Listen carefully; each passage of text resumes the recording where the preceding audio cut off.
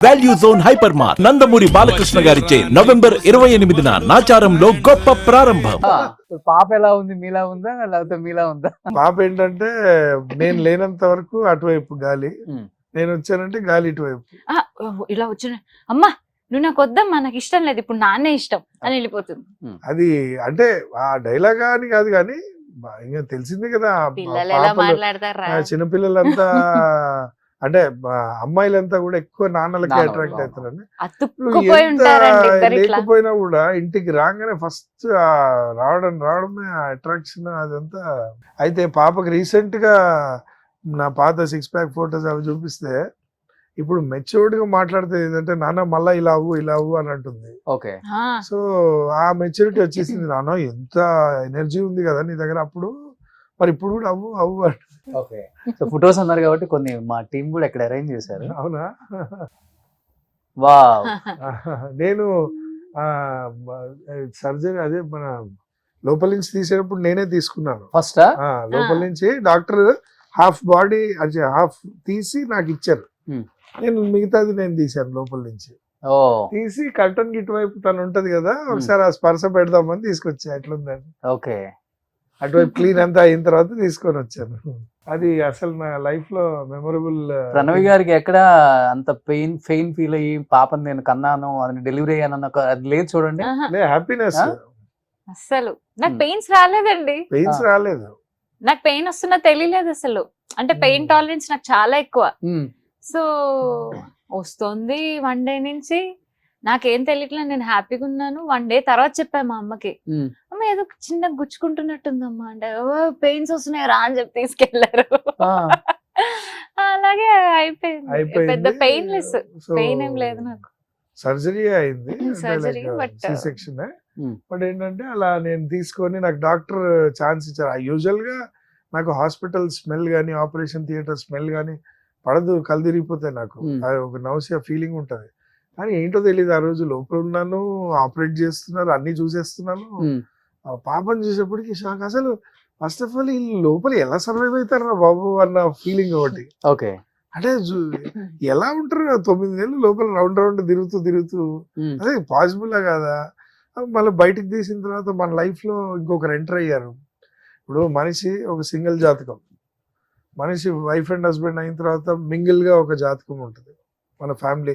కొంతమంది అంటారు వైఫ్ కలిసి వచ్చింది, ఇట్లా జాతకంలో హస్బెండ్ కలిసి వచ్చాడు, ఇట్లా అదే ప్లేస్ లో ఇంకొకరు జాయిన్ అయ్యారు. అప్పుడు మన లైఫ్ ఒక కూటమి జరుగుతున్నప్పుడు మనకు ఎంత అద్భుతమైన ఫీలింగ్ అది. అది అది ఫ్రాక్షన్ ఆఫ్ సెకండ్ లో చూసి ఒక చిన్న మైకం లాగా అనిపించింది పట్టుకున్నప్పుడు. ఉమ్. అది ఆ ఫీలింగ్ అయితే ఫస్ట్ ఫేస్ చేశాను. దానికి లక్కీ. ఓకే. అందులో పాప కదా, ఉమ్. ఆ స్పర్శ చాలా చాలా ఇష్టం. చాలా అనుకున్నాడు, ఆడపిల్ల పుట్టాలి, నాకు ఆడపిల్ల పుట్టాలి చాలా అనుకున్నాడు తిని. ఓకే. మంచి కలిసి వచ్చిన నా కూతురు. సో మీరు బ్రదర్స్ సిస్టర్స్ లేరు మీకు? అక్క ఉంది. తర్వాత అన్నయ్య తర్వాత నేను. ఓకే. సూపర్. పాప పేరేంటి ఇప్పుడు? శ్రీ శ్రద్ధానారాయణి. శ్రీ శ్రద్ధ. శ్రద్ధానారాయణి. ఓకే. సో ఎవరు మీరు పెట్టారా అంటే? కలిసే పెట్ట. కలిసి అంటే ఏసి దాంట్లో ఏం లేదు, వాళ్ళు చాలా మీనింగ్ఫుల్ గా అన్ని చూసి వాళ్ళు అన్ని పాపకి ఏది సెట్ అవుతుంది అన్ని చూసి అన్ని పెట్టారు. ఉమ్. పాప డిట్టో రఘుమాస్టర్. ఆ? ఏమో చెప్పలేం, మారుతూ ఉంటది. ఉమ్. ఇప్పుడు వాళ్ళ అమ్మలాగా ఉంటది. ఆ. ఏం చేస్తుంది ఇప్పుడు? యూకేజీ అండి, 5.5. సో సింగింగా లేకపోతే డాన్సింగా? అటు ఇటు రెండు. అంటే అదే చెప్పాను కదా, వాళ్ళ అమ్మమ్మ అన్నం పెట్టేటప్పుడు అటు వెళ్ళి టీజ్ చేస్తూ ఆ డాన్స్ చేస్తూ ఉంటది, ఓకే. అటు రాత్రి జోలు పాడేటప్పుడు అక్కడ హమ్ చేస్తూ ఉంటది. ప్రస్తుతానికి జనగణమన ఫేజ్ లో ఉన్నాం సార్ మేము. ఓకే. ఒక 3 నెలల నుంచి పొద్దున్న రాత్రి మధ్యాహ్నం ఆర్మీ వాళ్ళు కూడా అన్ని సార్లు పాడరు, Hmm. అంత గుర్తు చేసుకోరు. ఉమ్. అది నోరెత్తితే జనగణమన అది అనే పాడుతది. పాడుతుంది. ఉమ్. అది ఒక్కటే నువ్వు పాడుతుంది, స్టార్ట్ ఇంకేది పెట్టు పాడదు. డార్లింగ్, నువ్వు స్టార్ట్ పెట్టు జనగణమన అనగానే ఇలా చూసి నేను నెక్స్ట్ కంటిన్యూ అలా చేస్తా. పాడుతూనే ఉంటుంది. అంటే నువ్వు కెలికి వదిలేస్తే ఇంకా కంప్లీట్ అయ్యే వరకు పాడుతుంది. ఓకే.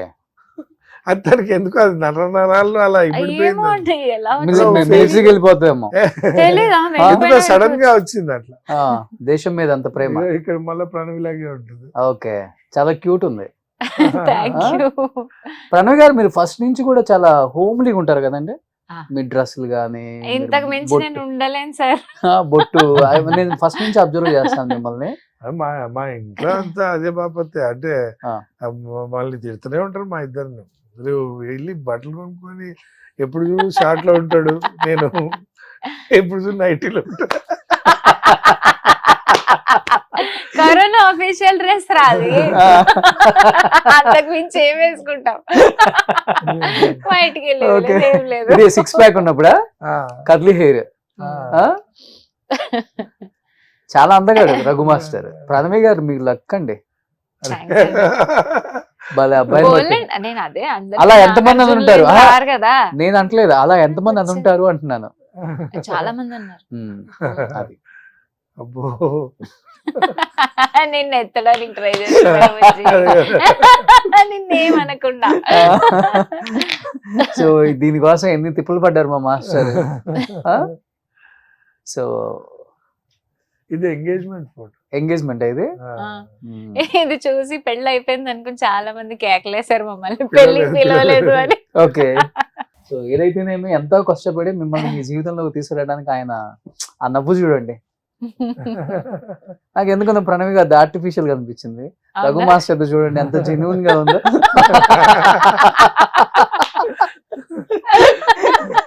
ఎందుకురా ఇప్పుడు వాళ్ళు హ్యాపీగానే ఉన్నారు కదా, ఎందుకు లేనిపోతే ఏదో పెడతావు నువ్వు అని మా వాళ్ళు కింద కామెంట్లు వేస్తారు. ఏమవ్వదు, ఆయనకంత సీన్ లేదు, నాకు ఇంకా చూడండి. ఓపిక లేదు. కాదు అని ఇన్ని సంవత్సరాల తర్వాత బయటకు వచ్చాము. లాస్ట్ అలీతో సరదాగా అలీ సార్ తో చేసాము. ఆ అంతే తర్వాత ఇప్పుడే అంటే 2017 2017 or 18 స్టార్టింగ్ లో అలీ గారు కూడా షాక్ అయ్యారు అసలు మీ జంటను చూసి. అయ్యో షాక్, ఆయనకు ఫ్యూజుల్ అవుట్, ఆయన ఫ్యూజుల్ అవుట్. నెక్స్ట్ దెబ్బకి ఏ షూటింగ్ లో ఆయన ఆర్టిస్ట్ గా ఉండి పాటల్లో ఉన్నప్పుడు ఆ. రఘు ఏంటి టికెట్లు పంపించాలా మరి ఆ. అని అంటే అన్నా వద్దన్నా. వద్దన్నా అని అంటే- ఛాన్స్ పోగొట్టాడు, ఆ విధంగా వెళ్ళాడు బయటికి.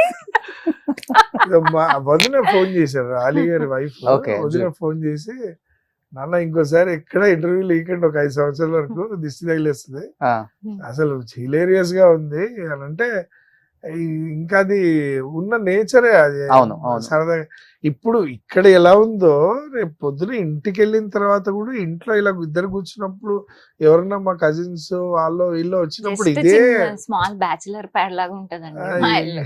ఒక కిడ్ ఉన్న బ్యాచులర్ ప్యాడ్ లాగా ఉంటుంది అంతే. అదే సెటైర్లు అవే అట్లనే ఉంటది అట్మాస్ఫియర్. ఇప్పుడు ఇక్కడ ఉన్నది అక్కడ మళ్ళీ వెళ్ళి సైలెంట్ గా ఇలా ఉండి ఇంట్లో ఏంటి ఏం తిందాం ఇవన్నీ కాదు, అదే సౌండింగ్ ఏం తిందాంలోనే ఉంటాం కదరా మనం అదే ఎప్పుడు. ఉంటాం. సో ఒకటి అంటే ఏం తిందాం? పర్ఫెక్ట్ డెఫినేషన్ హస్బెండ్ అనే పదానికి Raghu master. Typical normal husband, happy husband. ఎక్కువ అర్థం చేసుకునేది ఎవరు, ప్రణవి గారా అంటే రఘు? ఇద్దరు తనే అంటే చేసుకుంటది. ఏం లేదు సార్, అంటే ఏదైనా ఇష్యూ వస్తే కూర్చుని మాట్లాడుకుంటాం సార్. ఏదన్నా నేను అనడము అంటే నాకు తెలిసి తర్వాత నేను మెల్లమెల్లగా ఇప్పుడు 25 years లో మ్యారేజ్ చేసుకునేది ఒకటి, 30 years వచ్చినప్పుడు మీరు ప్రపంచాన్ని అంతా చూసేసి ఉంటారు. ప్రపంచంలో నలుమూలలా చాలా రిలేషన్స్ని చూసుంటారు, బయట అన్నీ ఫేస్ అయిపోతాయి. అప్పుడు మనం మ్యారేజ్లోకి దిగినప్పుడు ఏమవుతుందంటే ఒక్క అండర్స్టాండ్ అవ్వడానికి కొంచెం టైం పడుతుంది. అవును. ఎందుకంటే ఆ ఇంట్లో నుంచి వచ్చిన తను, ఈ ఇంట్లో నుంచి వచ్చిన నేను మింగిల్ అవ్వాలంటే డెఫినెట్గా ఆ 2-3 years అనే ఫేస్ అయితే పడుతుంది అనేది తెలిసింది. ఆ 2-3 years తర్వాత ఇప్పుడు నాకు తెలిసి అసలు ఏం లేదు, ఒక 5 నిమిషాలే. ఇప్పుడు 5 నిమిషాలే ఏమన్నా మాట్లాడుకున్నా ఏమన్నా కూర్చున్నామా, ఇది ఇట్లా సార్ట్అవుట్ చేద్దాం ఇలా చేసుకుందాం అని